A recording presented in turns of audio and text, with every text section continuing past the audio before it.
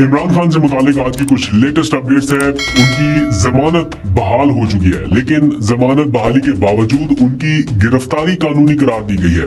आखिर क्यों? फिर दूसरी अहम डेवलपमेंट के इमरान खान की असल पीटीआई है कौन सी, इसके बारे में जेल से बैठकर उन्होंने कुछ मैसेजेस कन्वे किए हैं और असल पीटीआई के बारे में कुछ बताया। और आज चारसदा में जो हुआ वो भी आपने देखा होगा या सोशल मीडिया के ऊपर आपने देख लिया होगा। पुलिस रोकने की कोशिश करती रही पीटीआई के कारकुनान को, एक जगह से रोका, दूसरी से, तीसरी से, लेकिन इसके बावजूद चारसदा में कन्वेंशन हुआ और लोग बड़ी तादाद में बाहर निकले। एक जगह पर कन्वेंशन हुआ दूसरी जमात का जो कि भरपूर हिमायत के साथ था या जिसमें कोई रुकावट नहीं थी, वो कन्वेंशन मुकाबला वो कन्वेंशन जिसे रोकने की कोशिश की गई। दोनों में डिफरेंस आपको पता चलेगा। इमरान खान के दो ही आखिरी केसेस रह गए थे जिनमें उनकी जमानत नहीं थी और जमानत खारिज हो गई थी। ये कोई इसलिए खारिज नहीं हुई थी कि कोई मेरिट के ऊपर उनकी जमानत खारिज है या ऐसा लग रहा था तफ्तीशी इदारों को कि जनाब यहाँ पर वो कहीं कसूरवार पाए गए हैं या यहाँ पर कोई साबित हो गया। ये जमानत महज इसलिए खारिज हुई कि इमरान खान साहब गिरफ्तार हो चुके थे तोशाखाना केस में और बाकी मुकदमात में वो अपनी जमानत की पैरवी के लिए अदालत में जा नहीं सके, तो उनकी अदम पैरवी पर उनकी जमानतें खारिज हुई थी, जिनमें से 7 केसेस में तो जमानतें बहाल हो गई थी, 2 केसेस में रह गई थी जो कि नैब के केसेस थे। उनके वकील भरपूर कोशिश करते रहे इस्लामाबाद हाई कोर्ट में कि जनाब इन 2 केसेस में भी उनकी जमानतें बहाल करें। इमरान खान जानबूझकर अदालत में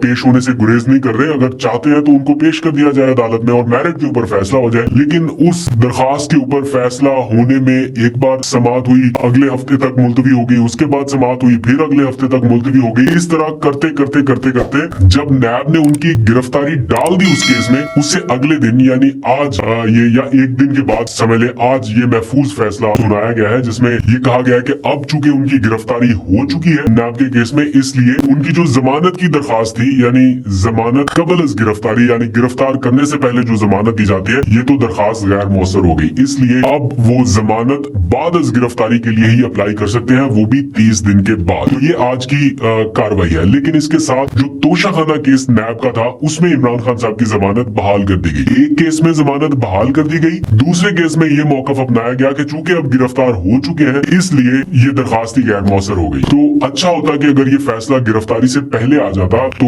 यहाँ तक नौबत ना आती, लेकिन बहरहाल अदालती फैसले इनका एहतराम करना भी जरूरी है।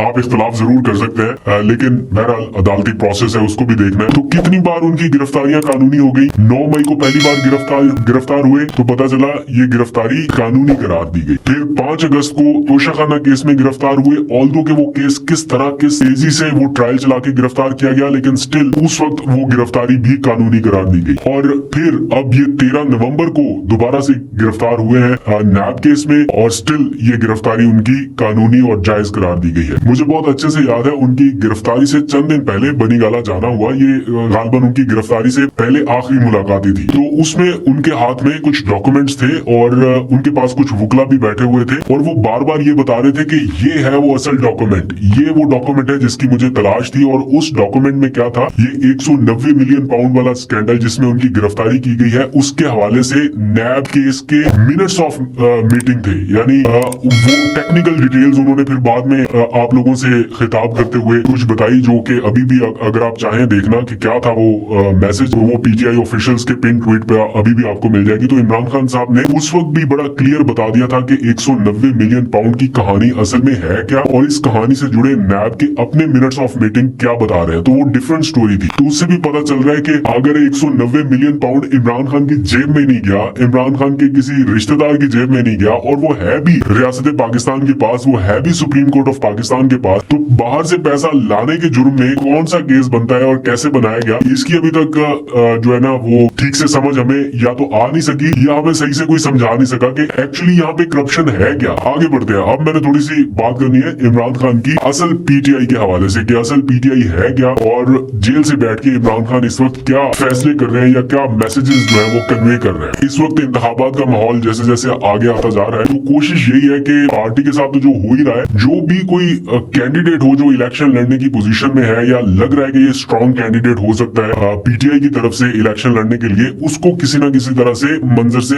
हटाने की कोशिश है कि ये भी प्लेटफॉर्म पे ना आ सके, जिससे वो मजबूत कैंडिडेट के तौर पे आगे आए। जहां तक मुझे ऐसा लगता है कि अब इमरान खान इस सोच से निकल गए हैं आगे कि कौन सा मजबूत कैंडिडेट है और कौन सा कमजोर कैंडिडेट है। अब सिर्फ एक ही चीज है कि कैंडिडेट कौन सा है। अवाम ने भी अब ये नहीं देखना कि ये कितना तगड़ा है या कितना स्ट्रांग है, आवाम ने अब ये देखना है कि कैंडिडेट कौन है। वो जैसे अब आजकल लोग पोल करा रहे हैं, इधर दूसरी पार्टी का कैंडिडेट वर्सेस खंबा पीटीआई का, तो किसको वोट देना है, तो लोग उसकी तरफ चल पड़ते हैं। तो इस किस्म की सिचुएशन है। लोग अब कैंडिडेट नहीं देख रहे, सिर्फ ये देख रहे हैं कि पीटीआई का उम्मीदवार कौन सा है, बल्ले का वोट किसके पास जाएगा। और प्लस 2.5 करोड़ नए वोटर्स रजिस्टर हुए हैं पिछले इलेक्शन के बाद, अब नए इलेक्शन तक। तो वो 2.5 करोड़ वोटर जो नौजवान है, जो 18, 19, 20 साल तक का है, उसके पास मौका है पूरे का पूरा नैरेटिव चेंज करने का, या पूरे का पूरा माहौल बदलने का, या पूरा का पूरा वो प्लान बदलने का जो इस वक्त बाकी सियासी जमातें बना के बैठी हुई हैं। तो उसको बदल सकते हैं ये नौजवान। और इमरान खान साहब को ये लगता है कि उनकी असल पीटीआई अब सामने आई है। वो जिन लोगों ने छोड़ना था, जिनकी मजबूरियां थी, ये इमरान खान साहब समझते हैं। जब उनसे मुलाकात होती थी, उनसे पूछते थे ना कि ये जो लोग आपको छोड़ के गए, तो इनके बारे में आपका क्या ख्याल है, तो वो अक्सर यही बात करते थे कि इन लोगों की कोई ना कोई मजबूरी होगी, इन लोगों का कोई ना कोई कुछ ना कुछ होगा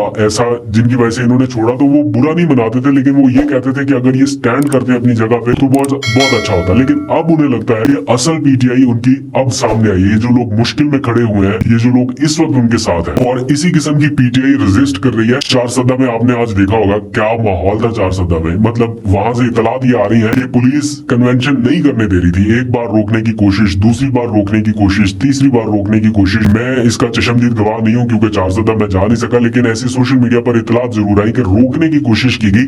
लेकिन इसके बावजूद जो मंजर सामने नजर आया, जिस तरह से लोगों ने रिस्पॉन्ड किया और लोग खड़े रहे, कुछ लोगों ने चेहरों के ऊपर नकाब डाले हुए थे कि पता नहीं शनाख्त ना हो जाए, कौन सा ऐसा गैर कानूनी काम करने लगे हैं कि खुदा न खास्ता कन्वेंशन में शिरकत की तो पता चले कल कोई एफआईआर में नाम आ जाए, फिर मुकदमा शुरू हो जाए। लेकिन स्टिल लोग डर नहीं रहे हैं। वो ऐसा लग रहा है कि जो एक खौफ था अब उससे आगे निकल आए और कर रहे हैं, वो कन्वेंशन में शिरकत कर रहे हैं। और जिस तरह से आज पार्टिसिपेशन हुई है, तो मुझे ऐसा लगता है कि खैबर पख्तूनख्वा तो पीछे किसी सूरत नहीं हटेगा, और पंजाब भी पीछे हटने के लिए तैयार नहीं है। इसलिए अब बलूचिस्तान की तरफ मुखालिफिन की दौड़े हैं और वो कोशिश कर रहे हैं कि महफूज हल्के, महफूज लोग, महफूज कैंडिडेट, इलेक्टेबल सारा वहीं से ढूंढा जाए। लेकिन जो मैंने आपको पहले बात बता दी कि अब इलेक्टेबल्स वाली गेम भी नहीं है, इलेक्टेबल्स की सियासत भी नहीं है। अब 2.5 करोड़ नया नौजवान वोटर फैसला करेगा, क्योंकि इमरान खान साहब जब प्राइम मिनिस्टर बने थे तो 1 करोड़ 68 लाख वोट उनको पड़ा था। अभी 2.5 करोड़ वोटर तो नया रजिस्टर हुआ है। तो अगर वोटिंग टर्नआउट पाकिस्तान में तारीखी लेवल का निकल आए या मैसिव लेवल पे निकल आए, और हर बंदा ये सोचे कि इस बार अपना वोट हर हाल में कास्ट करना है, ना सिर्फ कास्ट करना है बल्कि पहरा भी देना है। इस वक्त जो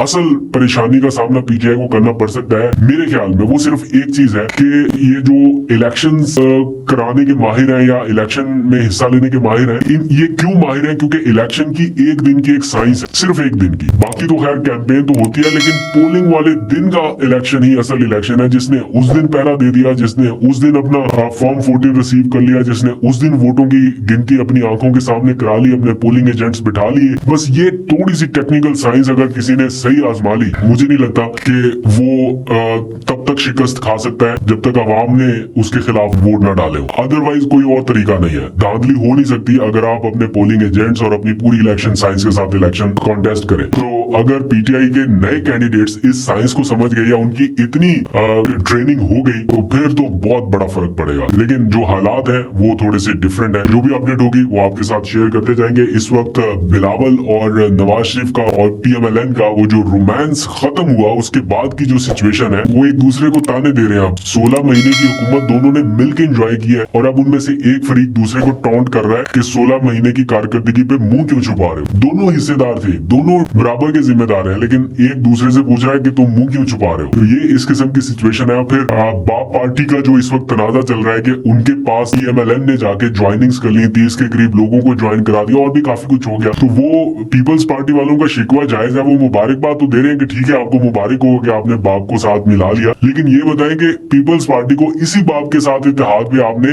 पीडीएम से फारिग कर दिया था, और अब आप खुद उसी के साथ हैं। तो ये हल्की फुल्की मौसीकी जो है ये चल रही है।